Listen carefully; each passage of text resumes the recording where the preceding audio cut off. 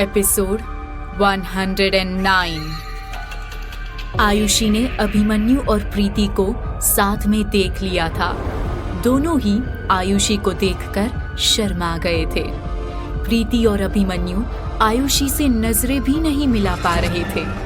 अभिमन्यु ने प्रीति और आयुषी को अपने बचने की सारी घटना विस्तार से बताई। उसने उन्हें ये भी बताया कि सारा किया कराया इंस्पेक्टर नकुल का ही था। अभिमन्यु ने प्रीति और आयुषी को सोनिया के बारे में बताया और कहा कि जब तक वो खुद को बेगुनाह ना साबित कर दे तब तक उन्हें अभिमन्यु के जिंदा बचने को राज ही रखना होगा। अभिमन्यु अपनी अम्मा से मिलने प्रीति के घर गया। सरला देवी अभिमन्यु को देखकर फूट फूट कर रोई। वहीं अभिमन्यु के जाने से दुखी दीनदयाल ने तनाव के कारण खुद को कमरे में बंद कर लिया था। पर उस दिन अचानक कोई उसके कमरे में दाखिल हुआ, जिसे देख दीनदयाल के होश उड़ गए थे। बिस्तर के नीचे छुपा दीनदयाल थर थर कांप रहा था। अब वो परछाई बिस्तर की तरफ बढ़ी जहां दीनदयाल छुपा हुआ था। दीनदयाल ने डर के मारे अपनी आंखें बंद कर ली थी और रोते हुए बोल रहा था, भूत भूत बचाओ मुझे मार डालेगा ये भूत। तभी अचानक से एक हाथ दीनदयाल के कंधे पर पड़ा। हाथ पड़ते ही दीनदयाल जोर से चीखा। अभिमन्यु की आवाज गूंजी, बंद करो ये नौटंकी, आंखें खोलो अपनी। दीनदयाल ने अभिमन्यु की आवाज सुनी और कुछ देर बाद धीरे से अपनी आंखें खोली। अभिमन्यु उसे सख्ती से देख रहा था। दीनदयाल ने अभिमन्यु को गौर से देखा और कहा, आप अभिमन्यु सर जी हो? अभिमन्यु ने तंज भरी आवाज में कहा, नहीं, मैं चकिया की डायन हूँ। बेवकूफ, अपने सीनियर को ही नहीं पहचान रहे। क्या हो गया है तुम्हें दीनदयाल? दीनदयाल की आंखें भर आई अभिमन्यु को देखकर और उसकी डांट खाकर। दीनदयाल रोते हुए बोला, कहाँ चले गए थे आप मुझे छोड़कर सर जी? मैं कितना अकेला हो गया था। अभिमन्यु ने दीनदयाल को गले लगाते हुए कहा, जानता हूँ दीनदयाल, तुम पर बहुत नाइंसाफी हुई है। प्रीति ने तुम्हारे बारे में मुझे सब बता दिया है, लेकिन अब मैं आ गया हूँ, अब सब ठीक हो जाएगा। दीनदयाल ये सुनकर बहुत खुश हुआ। अभिमन्यु ने दीनदयाल से कहा, अब तुम्हें मेरे साथ फौरन काम पर जुटना है। बहुत टाइम गवा दिया हमने, अब इस केस का दी एंड करने का टाइम आ गया। ये सुनकर दीनदयाल को एक नया जोश आ गया और उसने कहा, अब देखना सर जी, मैं भी कैसे काम करता हूँ, बस हुक्म कीजिए। अभिमन्यु ने कहा, सबसे पहले तुम्हारे हाथ की बढ़िया सी चाय और पराठा खाने का मन है, फिर सारी डिटेल तुमसे लूंगा और मुझे कल के दिन की तैयारी भी तो करनी है।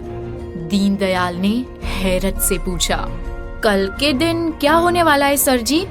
अभिमन्यु ने कहा, कल का दिन बहुत ही खास है मेरे लिए। कल हम सुबह गांव की सभा में शामिल होंगे, नए सरपंच को मिलेंगे। दीनदयाल को समझ में नहीं आ रहा था कि कल ऐसा क्या होने वाला था जिसका अभिमन्यु को इतनी बेसब्री से इंतजार था। अगले दिन गांव की सभा में भीड़ जमा हुई थी। नए सरपंच बलदेव सिंह को सुनने के लिए सारा गांव मौजूद था। भीड़ में इंस्पेक्टर नकुल अपनी टीम के साथ एक कोने में खड़ा था। उसकी निगाहें प्रीति और आयुषी पर पड़ी। प्रीति वही फीके रंग वाले कपड़ों में मुरझाया हुआ चेहरा लेकर सभा में खड़ी थी। इंस्पेक्टर नकुल फौरन उसके पास आया और अपने स्टाइल भरे अंदाज में बोला, क्या प्रीति जी, आप कब तक ऐसे जोगन बनी रहेंगी? क्यों अपनी लाइफ बर्बाद कर रही हैं आप?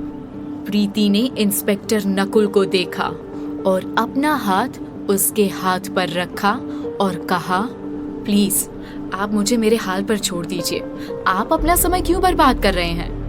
प्रीति का हाथ अपने हाथ पर महसूस करते हुए इंस्पेक्टर नकुल के होश उड़ गए थे। इससे पहले कि वो कुछ बोलता, प्रीति और आयुषी वहां से निकल गए थे। आयुषी ने प्रीति के कान में कहा, बेचारा, आप ही ना जीजी बहुत ही बेरहम है। क्या जाता अगर आप थोड़ा टाइम उसे भी दे देती। प्रीति ने आयुषी को कंधे पर मारते हुए कहा, दुष्ट हो तुम, अब मैं किसी की हो चुकी हूँ तो ऐसा सोचना भी पाप है। दोनों बहनें हंसने लगी और प्रीति ने अचानक अपने आप को कंट्रोल किया।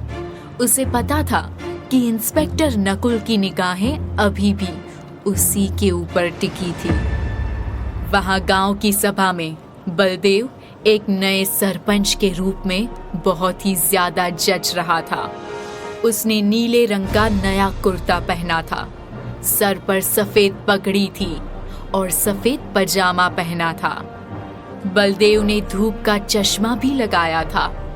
उसके अंदर से सरपंच बनने की खुशी उसके चेहरे पर साफ झलक रही थी। सारे पंचायत के लोग उसको बधाई दे रहे थे। एक सरपंच का दायित्व निभाने के लिए बलदेव सिंह का पहला दिन था।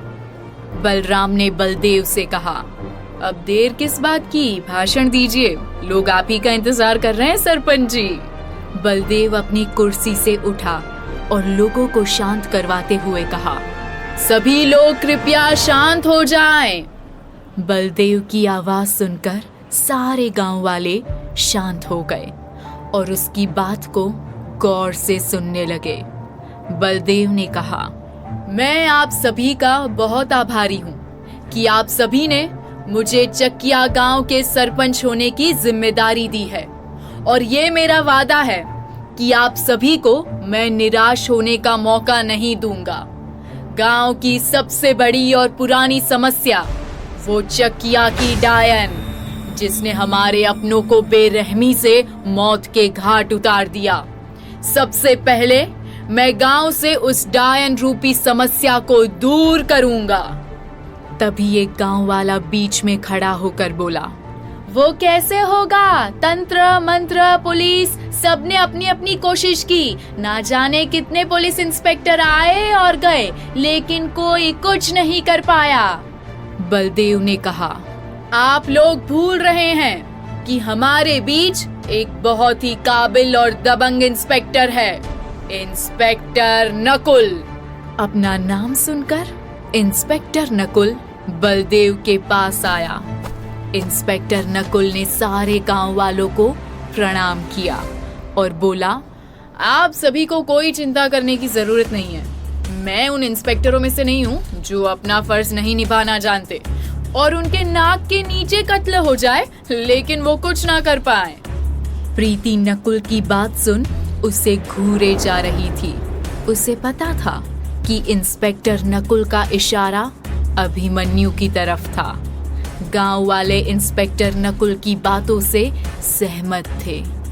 बलदेव ने सभी गांव वालों से पूछा, अब किसी को इसके बारे में कुछ भी कहना हो तो अभी कहिए।